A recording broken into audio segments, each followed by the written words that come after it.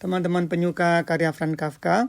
Kali ini saya akan bercerita tentang sebuah majalah di Jerman yang memuat tentang artikel kegiatan saya dan teman-teman terkait Franz Kafka di kampung halaman Indonesia.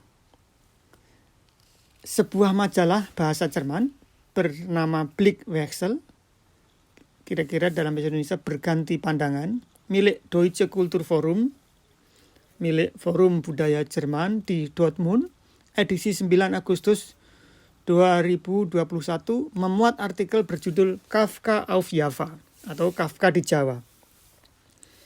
Artikel sebanyak 2 halaman disertai foto-foto itu ditulis oleh Dr. Vera Schneider. Kemudian bagaimana saya bisa bertemu majalah ini?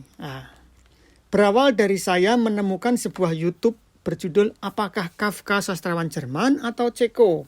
War Franz Kafka ein Deutscher oder Tschechischer Autor? Saya minta izin karena akan diterjemahkan percakapan di YouTube itu ke media sastra online dalam bentuk tulisan bahasa Indonesia. Selain itu, aku menceritakan kegiatannya di desa kelahiran yang membuat patung, Jalan Franz Kafka, dan tentu saja kegiatan teman saya, Heri Condro Santoso, yang memandu anak-anak membaca novelet Metamorfosis Samsa. Ditambah, ada teman di desa Limbangan yang punya anak bernama Kafka. Rupanya, Ibu Vera tertarik sekali dengan paparan saya itu, sehingga ia memutuskan hendak menuliskan artikel di majalah Blickwechsel edisi berikutnya. Maksudnya edisi yang sekarang ini. Ia mewawancarai saya lewat Zoom dan meminta beberapa foto yang menunjang tema. Dengan catatan foto tidak boleh dari HP, tapi dari kamera asli.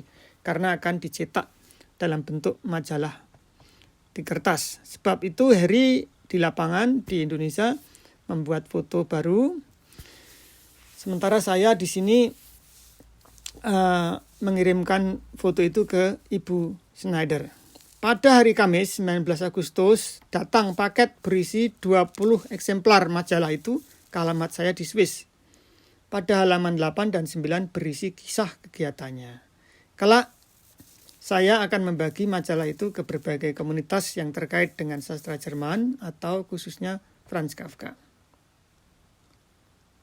Ada 6 foto dan 1 peta Indonesia lengkap di mana letak desa Bebengan, Kecamatan Boja, Kabupaten Kendal, Jawa Tengah muncul. Sekarang artikel selengkapnya sebagai berikut. Judul Kafka auf Java, Kafka di Jawa. Subjudul Wie der Autor aus Prag in drei Indonesische Dörfer einzog.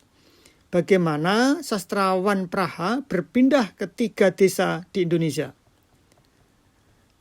Vera Schneider menuliskan, sebuah angin eksotik tertiup di masa pandemi yang gelap di bulan Januari 2021 melalui home office-nya. Sebuah email dari Sigit Susanto masuk. Ia mengenalkan sebagai penerjemah karya-karya Franz Kafka dalam bahasa Indonesia. Ini dia hendak minta izin karena menemukan sebuah video di YouTube berjudul Apakah Kafka sastrawan Jerman atau Ceko? Video singkat itu menggambarkan seorang siswa Jerman bertanya ke gurunya, apakah Franz Kafka seorang sastrawan Jerman atau Ceko? Sang guru tak bisa menjawab. Maka murid diajak gurunya masuk ke sebuah kantor bernama Deutsche Kulturforum. Di kantor itu Dr. Vera Schneider menjelaskan dengan rinci bahwa Kafka menulis dalam bahasa Jerman. Namun, dalam salah satu surat Kafka disebutkan bahasa Ceko tersimpan di hatiku. Itu. Yang lebih mencengangkan ketika Sigit mengirimkan foto-foto dari desanya Bebengan di Jawa. Sebuah patung Franz Kafka bercat emas, memakai kacamata yang santai, serta bersepatu olahraga. Apalagi ada plang jalan bertuliskan Jalan Franz Kafka. Ada pula di kebunnya patung Kafka berbaju merah dikelilingi anak muda. Sigit menjelaskan, seminggu lalu ada teman penyair yang meninggal dunia dan teman-teman berdoa di depan patung Kafka karena menganggap Kafka adalah dewa sastra. Sebuah pemikiran lintas dunia, Kafka sebagai seorang sastrawan Jerman dari Praha dibawa ke sebuah desa dengan penduduk sekitar 8.000 warga yang mayoritas Muslim. Menurut Sigit, jika warga desa pergi ke kali untuk mencuci pakaian, mereka setidaknya sudah mengenal nama Franz Kafka, selain sudah berdiri patung Kafka berbaju merah di kebun. Bagaimana dengan minat baca anak desa? Nah, jika desa itu tidak ada listrik, justru lebih mudah untuk melakukan propaganda sastra. Kenapa? Karena sepulang sekolah, anak hanya punya 2 pilihan, pergi ke masjid atau ke perpustakaan. Rumah orang tua Sigit dibuat perpustakaan untuk umum. Di situ tersedia buku-buku bekas dari bahasa Indonesia, bahasa Inggris, dan bahasa Jerman. Berbeda lagi dengan Dusun Slamet, Desa Meteseh. Heri Condro Santoso, teman Sigit, mendirikan perpustakaan ajar di rumah orang tuanya. Kegiatan rutinnya sekali dalam seminggu mengajak anak-anak membaca novelet Metamorfosa Samsa, karya Franz Kafka. Heri bertindak sebagai pemandu. Di desa Limbangan ada bocah berusia 7 tahun diberi nama Kafka Dria Pradipta. Anak-anak dan Kafka.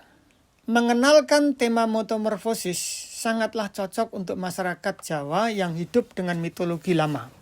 Ketika Sigit diminta mengajar sastra di sebuah sekolah, ia mengajarkan cerita metamorfosis karya Franz Kafka. Dengan syarat, semua murid tidak boleh duduk di kursi, melainkan berada di bawah kursi, sambil mendengarkan cerita Sigit tentang metamorfosis. Kenapa? Sebab Sigit membayangkan mereka layaknya akan menjadi Gregor Samsa semua. Bukankah tempat favorit Gregor itu berada di bawah sofa, sehingga bisa mengamati lingkungan dengan bebas. Usai menceritakan kisah metamorfosis, anak-anak di kelas itu disuruh mengarang sendiri dan mereka dengan antusias bercerita menjadi binatang. Namun beberapa anak akhirnya melanjutkan cerita dengan pergi ke dukun.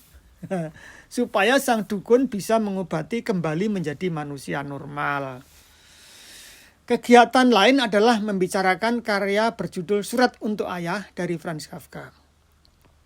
Para remaja menyimak dengan tekun kisah Kafka sendiri yang takut dengan ayahnya.